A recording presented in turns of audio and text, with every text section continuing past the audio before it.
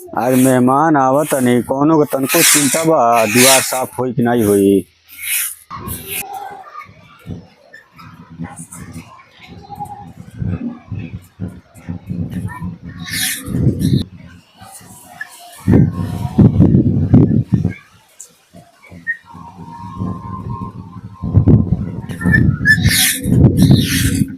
अरे देखो मेहमान जी आ गए नी दुआरी पे कोनो को पत्ते नहीं खे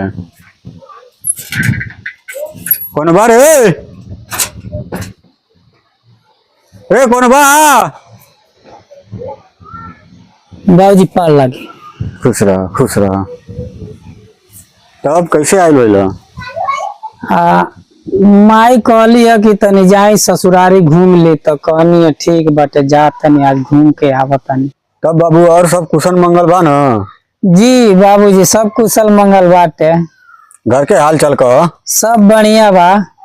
रुकी आओ तनी पीड़े वाला के तो बैठे। ठीक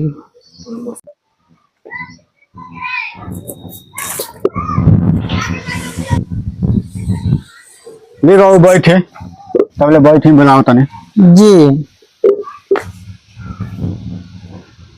छोटका छोटका एक बजे तोरा मेहमान आए बनी पानी ले आओ।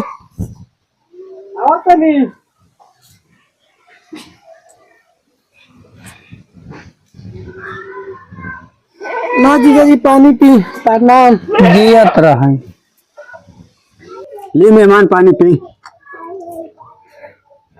गोदर भाई तन सूती दिया। सुरती खी बगा? हाँ सूती खाए के बा। ल ल ल और बताइए अपने माई के हाल चाल। माई या बाबूजी दोनों जने के हाल चाल ठीक बा। बाबूजी कहत रहनी है कि समधी भाई कबो आवे नी नाही आ जा तड़ तो कह दिया कबो अती घूम के जैती तो ठीक रही तो रौदा से कहत नहीं तो कबो आ जाती तो ठीक रही। अरे बड़ी काम धाम बा आवल जाई चिंता के लिए कौन बात नहीं ख्याल ले दो चार दिन ना। ए गजोदर गजोदरा हाँ बाबूजी है ले जो दौर और आओ तनी। बकरी छेर भूखाए लो ये चरावे ले जाए पड़ी तो हम चल तनी।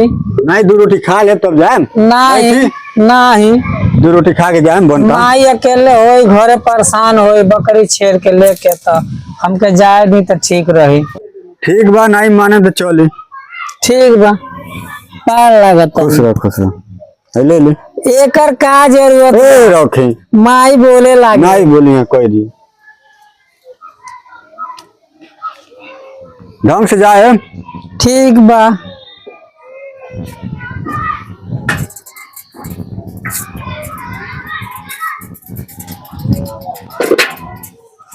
चली पहुंचा दियो जाला। नहीं ठीक बा रहे जा रही हम चल जाए। ठीक बा जाए तो।